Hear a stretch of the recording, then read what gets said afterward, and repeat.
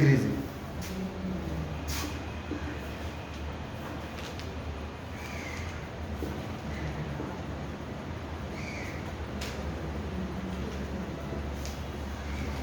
Increasing and decreasing, इसे हिंदी में कहते हैं वर्तमान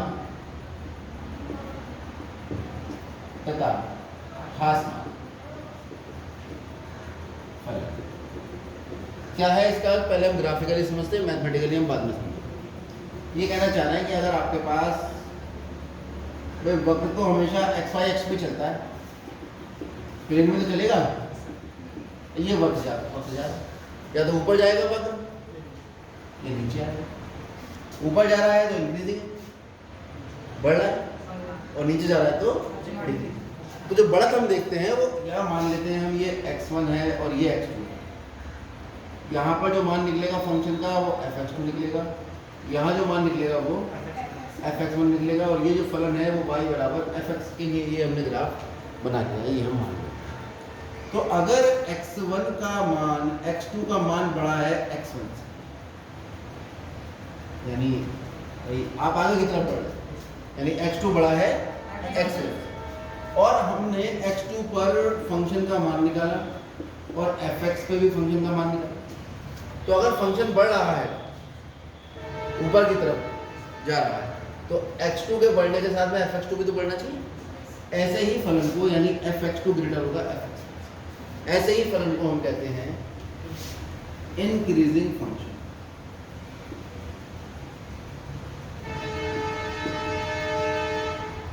ये बेसिक है कि अगर x का मान x1 का मान x2 का मान x1 से बड़ा है और उस x2 पर हम फंक्शन का मान निकालते हैं, तो फंक्शन का मान भी अगर बड़ा आता है तो फंक्शन हमेशा इंक्रीजिंग होगा, यानी x के मान के बढ़ने के साथ में फंक्शन भी बढ़ता चला जाएगा। अगर कहीं ऐसा हो, ये ले लिया हमने x3,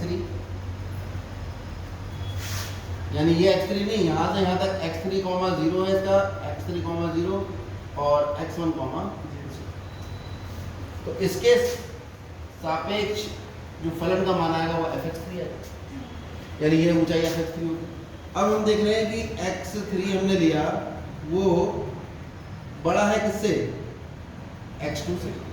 फॉर एग्जाम्पल x3 तो बड़ा है ना x2 से, और यहाँ से हमने जब फलन का मान निकाला fx3, fx2, तो हमने देखा fx2 ग्रेटर हो गया, मतलब x के मान बढ़ने के साथ में फलन का मान घट रहा है। तो ये फंक्शन कैसा हुआ, ऐसा प्रैक्टिकली सोचो ना, कोई फंक्शन अगर बढ़ रहा है तो फिर x के मान बढ़ने के साथ में fx का मान भी बढ़ता चला जाएगा, और कोई फंक्शन अगर घट रहा है तो x के मान बढ़ने के साथ में fx का मान घटता चला।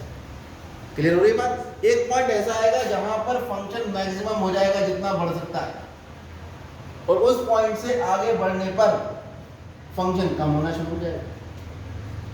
होगा नहीं होगा पूरे वक्र पे कोई ना कोई ऐसा पॉइंट, क्योंकि वक्र जब पूरा बनाया है तो कहीं वो मैक्सिमम होगा, कहीं मिनिमम होगा।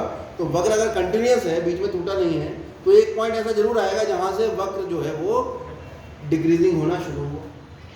ऐसे पॉइंट को हम कहते हैं पॉइंट ऑफ इन्फ्लेशन। और इस पॉइंट पर अगर हम x अक्ष के सापेक्ष कोई स्पर्श रेखा खींचें तो वह x अक्ष के समांतर होगी, यानी इस पॉइंट पर जो स्पर्श रेखा आती है वो हमेशा x अक्ष के समांतर होती है, यानी dy/dx बराबर tan 0, क्योंकि इसका x अक्ष से कोण कितना बनेगा, 0, तो इसका मतलब dy/dx कितना हो जाता है उसके लिए।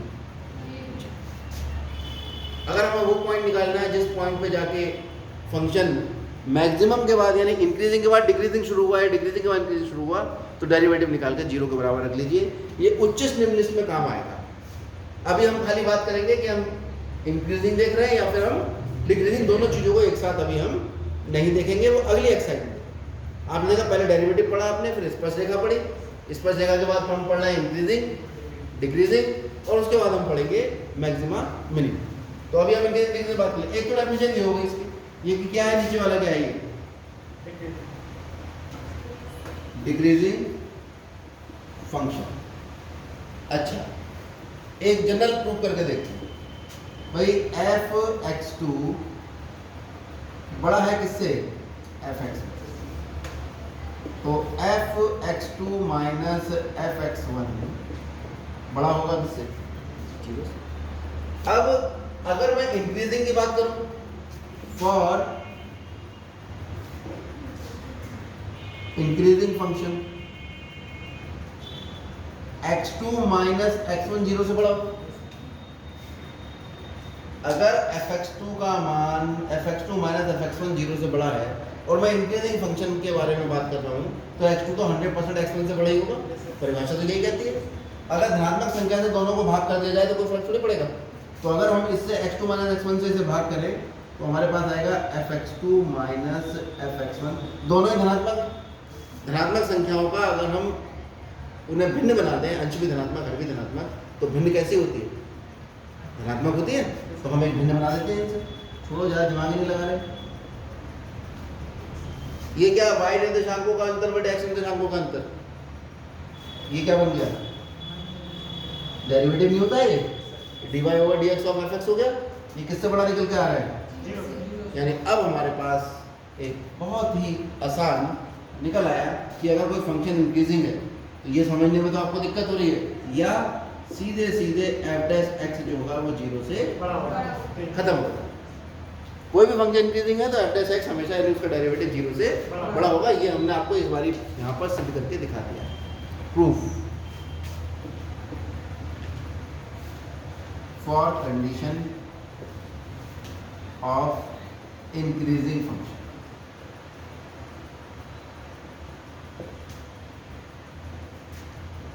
अब हम प्रूव करेंगे decreasing function. Proof for condition for decreasing function. आज हिंदी दिवस है, फिर भी थोड़ी सी अंग्रेजी हम लिख रहे हैं, ठीक है? थोड़ा मतलब तो हमें भी अजीब लग रहा है, लेकिन हिंदी में लिखेंगे तो बहुत टाइम लग जाएगा। फिर हमें लिखना पड़ता है कि हासमान फलन के लिए प्रतिबंध ज्ञात करने की विधि, ठीक है? देख, तो अब हमें मालूम है कि कोई फंक्शन अगर डिक्रीजिंग है तो उसकी डेफिनेशन ये है कि x1 ग्रेटर देन x2, तो तुरंत यहाँ से इम्प्लाई होगा कि fx1 लेस हो जाना चाहिए fx2, तभी तो डिक्रीजिंग होगा। क्लियर हो रही बात? अब यहाँ बताओ, इसको इधर ले जाओ, fx1 माइनस fx2 से ये क्लियर है, fx2 अगर ग्रेटर, यहाँ से ये क्लियर है कि fx2 माइनस fx1 जो है वो ग्रेटर देन जीरो। भाई fx2 बड़ा है किससे? तो बड़े बड़े छोटा घटाओगे तो धनात्मक आएगा नहीं आएगा? बात खत्म हो गई। इसमें कौन बड़ा है? x1 बड़ा है, क्योंकि x1 बड़ा है x2 से, यानी x1 माइनस x2 कैसा होगा? Greater than zero. या इसको ही अगर मैं कहूँ x2 माइनस x1 तो कैसा होगा? Less than zero. अब अगर मैं इनका अनुपात लेता हूँ fx2 minus fx1 divided by x2 minus x1, तो एक धनात्मक है और एक ऋणात्मक, जब इनका अनुपात लेंगे तो कैसा आएगा? ऋणात्मक। यानी अब डेरिवेटिव कैसा आएगा? ठीक है, ये तो fx का डेरिवेटिव होता है। यानी अगर कोई डिक्रीजिंग फंक्शन है तो सीधे सीधे f dash x less than हो जाएगा। तो ये प्रूफ अपनी कॉपी में आप नोट कर लीजिए, क्योंकि मैं ये नहीं चाहता कि आप डायरेक्ट इस बात को रट लें। ठीक है, हमने रटा था, हमने समझा कि f dash x greater than zero है इंक्रीजिंग फंक्शन के लिए और f dash x less than zero है डिक्रीजिंग फंक्शन है। बात खत्म हो गई, क्वेश्चन पर आ जाते हैं। लाइक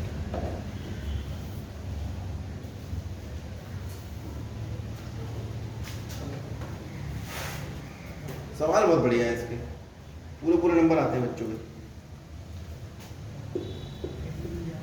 और छोटे छोटे सवाल होते हैं, मतलब खाली दिमाग लगाना है, पेनों का बहुत कम खर्च होता है। क्या कह रहा है? सिद्ध कीजिए r पर, यानी x का मान जो है वो रियल नंबर है और fx जो है वो आपके पास है 3x प्लस 17। तो हमें ये सिद्ध करना है कि हमेशा x का मान अगर रियल नंबर है तो ये कैसा फलन होगा? वर्धमान फलन। ये मुझे सिद्ध करना है, तो मैं सीधे सीधे डेरिवेटिव निकाल देता हूँ इसका। कितना आ गया? और 3 हमेशा कैसा होता है, तो हमेशा 0 से बड़ा होता है, यानी f डैश x जो है वो 0 से बड़ा है for every x belong to R, यानी प्रत्येक x जो वास्तविक संख्या है। ये तो सिद्ध करना था, ये तो सिद्ध नहीं, अभी नहीं, यहाँ लिख दो।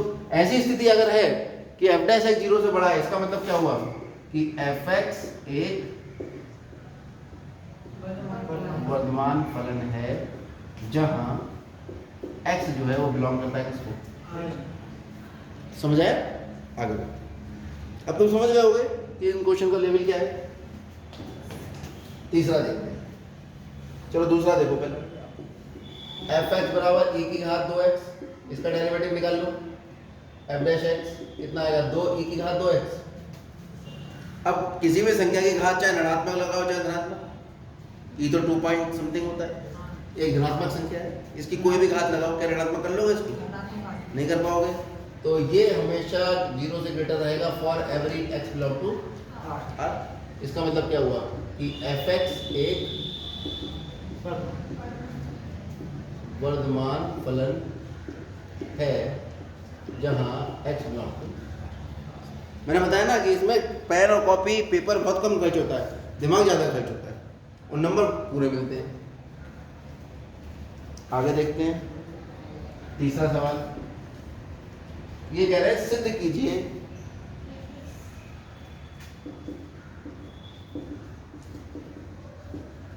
सिद्ध करना है fx बराबर sin x एक फलन है हमारे पास, ये 0 से π/2 में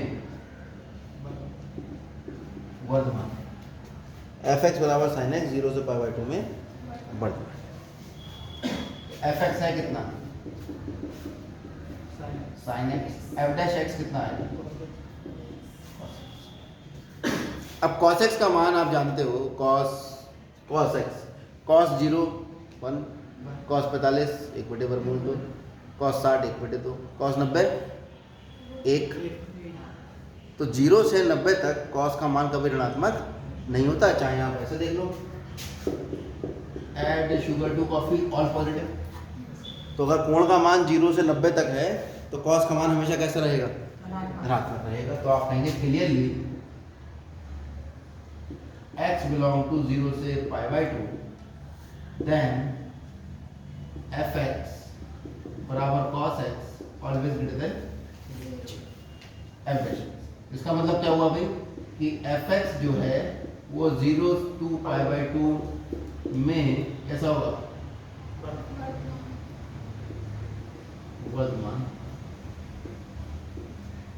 यानी आपको फोकस इस बात पे रखना है कि केवल आपको अगर वर्धमान पूछा है तो जिस अंतराल में पूछा है उस अंतराल में उसका डेरिवेटिव धनात्मक रहना चाहिए, और अगर ह्रासमान पूछा है, डिक्रीजिंग पूछा है, तो उस अंतराल में उसका डेरिवेटिव ऋणात्मक रहना चाहिए। अब ये इसी पर अपनी ऊर्जा खर्च कर दो, सारी आपका उत्तर निकल आएगा जैसे से।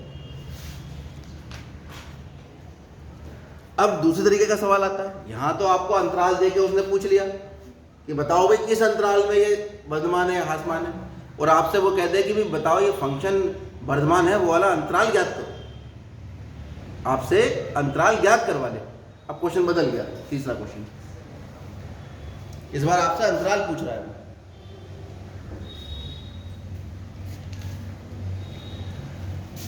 ये मिटा दे, कॉपी कर लोगे तो इसका फोटो ले लेते हैं, ग्रुप पर डाल देंगे, वहीं से कॉपी कर लेंगे।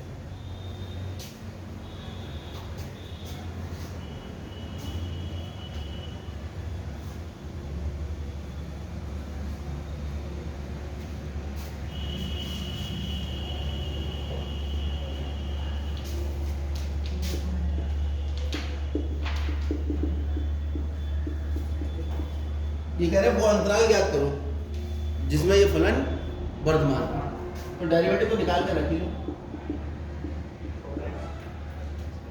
ठीक है, अब पहला पार्ट है यदि फलन fx कैसा है, वर्धमान है तो f डैश x कैसा होना चाहिए, 0 से बड़ा, यानी 4x - 3 बड़ा होना चाहिए 0 से। 4x बड़ा होना चाहिए 3 से और x बड़ा होना चाहिए 3/4 तो अंतराल क्या निकलेगा इसके हिसाब से कि 3/4 से x का मान बड़ा है 3/4 से कहाँ तक जाएगा अनंत तक 3/4 के बराबर नहीं है इसलिए ओपन और अनंत इसके बराबर होता नहीं है में fx कैसा होगा बात समझ में आ गई यानी वर्तमान की कंडीशन लगा के हमने x की रेंज निकाल दी x से हमने उसका अंतराल निकाल दिया और ये अंतराल तब आया जब हम क्या लेके चले थे उसको वर्तमान तो इसका मतलब इस अंतराल में ये वर्तमान होगा आपसे अंतराल ही पूछा सेकंड पार्ट वो कह रहा है भाई यदि फलन जो है वो हासमान है तो हासमान पे आप निकाल के बताओ तो हासमान के लिए तो f' जो है वो 0 से छोटा होगा 4x - 3 छोटा होगा 0 से 4x छोटा होगा 3 से और x छोटा होगा 3/4 तो हासमान फलन के लिए अंतराल वो आ गया -अनंत से 3/4 ठीक है अब उतार लो इसे फिर बता